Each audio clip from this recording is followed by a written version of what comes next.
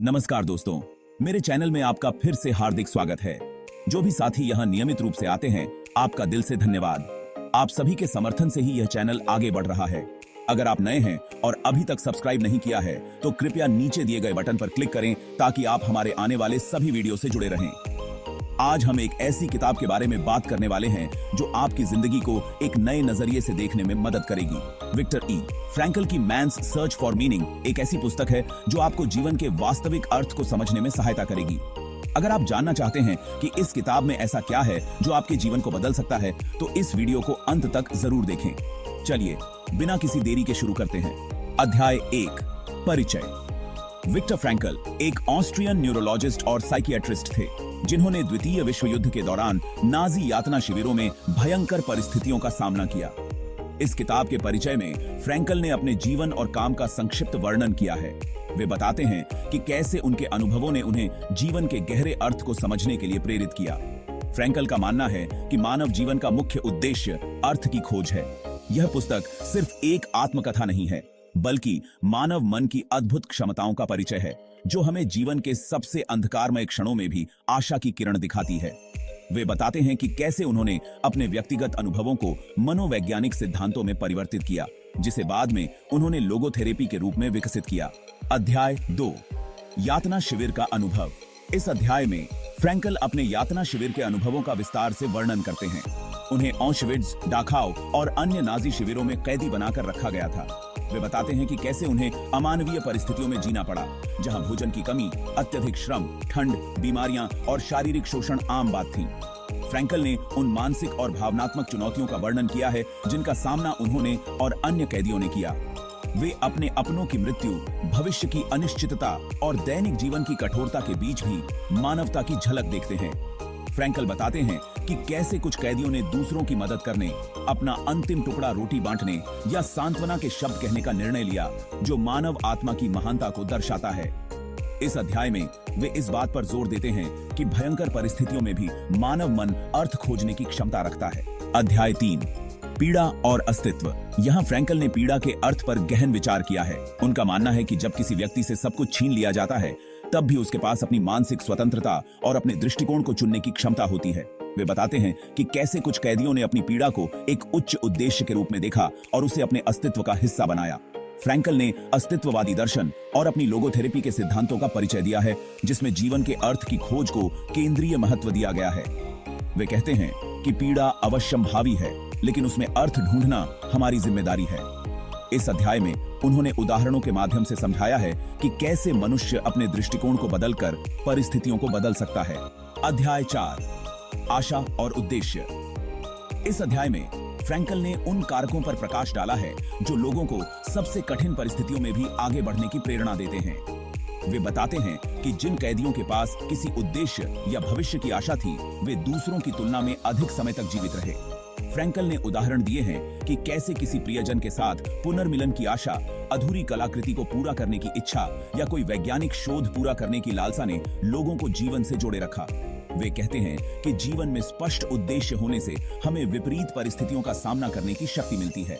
इस अध्याय में फ्रैंकल ने मनोवैज्ञानिक और दार्शनिक दृष्टिकोण से आशा और उद्देश्य की महत्ता को दर्शाया है। अध्याय 5, लोगोथेरेपी का परिचय। फ्रैंकल ने लोगोथेरेपी की अवधारणा को विस्तार से समझाया है, जो उनके द्वारा विकसित एक मनोवैज्ञानिक उपचार पद्धति है। लोगोथेरेपी ग्रीक शब्द लोगोस से लिया गया है, जिसका अर्थ है अर्थ। इस पद्धति का मुख्य सिद्धांत है कि मानव के जीवन का प्राथमिक प्रेरक शक्ति अर्थ की खोज है। फ्रैंकल बताते हैं कि कैसे लोगोथेरेपी मरीजों को अपने जीवन में अर्थ खोजने में मदद करती है, जिससे वे अवसाद, चिंता और अन्य मानसिक समस्याओं से उबर सकते हैं। इस अध्याय में उन्होंने अपने क्लिनिकल अनुभवों और केस स्टडीज के माध्यम से लोगोथेरेपी के सिद्धांतों को व्यावहारिक रूप से समझाया है। वे बताते हैं कि कैसे यह पद्धति पारंपरिक मनोवैज्ञानिक उपचारों से भिन्न है और इसका फोकस भविष्य और व्यक्तिगत जिम्मेदारी पर है। अध्याय 6, अर्थ की खोज। इस अध्याय में फ्रैंकल ने जीवन में अर्थ खोजने के विभिन्न तरीकों पर चर्चा की है। वे बताते हैं कि कैसे हम अपने कार्यों, अनुभवों और यहाँ तक कि पीड़ाओं के माध्यम से भी अर्थ पा सकते हैं। फ्रैंकल का मानना है कि अर्थ की खोज व्यक्तिगत होती है और यह प्रत्येक व्यक्ति के जीवन की परिस्थितियों पर निर्भर करती है। वे सुझाव देते हैं कि हम अपने जीवन में छोटे छोटे क्षणों में भी अर्थ खोज सकते हैं, चाहे वे सुखद हों या दुखद। इस अध्याय में उन्होंने 3 मुख्य मार्गों की चर्चा की है जिनसे हम जीवन में अर्थ पा सकते हैं: सृजनात्मक कार्य, अनुभव और प्रेम, और पीड़ा का सामना। अध्याय 7, स्वतंत्रता और जिम्मेदारी। फ्रैंकल ने मानव की स्वतंत्रता और जिम्मेदारी पर विचार किया है। वे कहते हैं कि भले ही हमारी बाहरी परिस्थितियां हमारे नियंत्रण में न हों, लेकिन हम अपने दृष्टिकोण और प्रतिक्रियाओं को चुनने के लिए स्वतंत्र हैं। यह स्वतंत्रता हमें अपनी जीवन की परिस्थितियों के प्रति जिम्मेदार बनाती है। फ्रैंकल ने इस बात पर जोर दिया है कि हमारी जिम्मेदारी है कि हम अपने जीवन में अर्थ खोजें और उसे पूरा करें। इस अध्याय में उन्होंने उदाहरणों के माध्यम से समझाया है कि कैसे व्यक्तिगत जिम्मेदारी और स्वतंत्रता का सही उपयोग हमें एक सार्थक जीवन जीने में मदद कर सकता है। अध्याय 8, जीवन में अर्थ के 3 मार्ग। इस अध्याय में फ्रैंकल ने जीवन में अर्थ पाने के 3 मुख्य मार्गों की विस्तार से चर्चा की है। पहला, सृजनात्मक कार्य, कुछ ऐसा करना या बनाना जो मूल्यवान हो।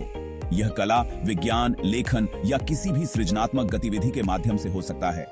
फ्रैंकल बताते हैं कि जब हम अपने कार्यों के माध्यम से समाज में योगदान करते हैं तो हम अपने जीवन में गहरे अर्थ का अनुभव करते हैं। दूसरा, अनुभव और प्रेम, दुनिया को पूरी तरह से अनुभव करना और दूसरों से प्यार करना। फ्रैंकल कहते हैं कि प्रेम एक व्यक्ति को उसकी पूर्णता में देखने का माध्यम है। प्रेम के माध्यम से हम दूसरे व्यक्ति के मूल्यों और संभावनाओं को समझ सकते हैं, जिससे हमारा जीवन अर्थपूर्ण बनता है। तीसरा, पीड़ा का सामना, जब हम अनिवार्य पीड़ा को साहस और गरिमा के साथ स्वीकार करते हैं तो हम अपने जीवन में अर्थ पा सकते हैं। फ्रैंकल बताते हैं कि पीड़ा से भागने के बजाय उसे एक चुनौती के रूप में स्वीकार करना और उसमें अर्थ खोजना हमारे मानसिक स्वास्थ्य के लिए महत्वपूर्ण है। इस अध्याय में उन्होंने इन 3 मार्गों के माध्यम से जीवन में अर्थ खोजने के व्यावहारिक तरीकों पर प्रकाश डाला है। अध्याय 9, निष्कर्ष। अंत में फ्रैंकल ने अपने अनुभवों और विचारों को समेटते हुए बताया है कि जीवन हमेशा अर्थ से भरा होता है, चाहे परिस्थितियां कैसी भी हों। वे हमें प्रेरित करते हैं कि हम अपने जीवन में अर्थ की खोज करें और उसे पूरी लगन से जिएं। उनका संदेश है कि मानव मन की शक्ति असीमित है और हम अपनी सोच और दृष्टिकोण के माध्यम से अपनी जिंदगी को बदल सकते हैं। इस निष्कर्ष में फ्रैंकल ने आशा व्यक्त की है कि उनकी कहानी और उनके विचार पाठकों को अपने जीवन में अर्थ खोजने और एक सार्थक जीवन जीने के लिए प्रेरित करेंगे। दोस्तों, मैन्स सर्च फॉर मीनिंग सिर्फ एक किताब नहीं, बल्कि जीवन के प्रति एक नया दृष्टिकोण है। विक्टर फ्रैंकल के अनुभव और उनके द्वारा विकसित लोगोथेरेपी हमें सिखाती है कि जीवन में अर्थ की खोज ही हमारी सबसे बड़ी प्रेरणा है।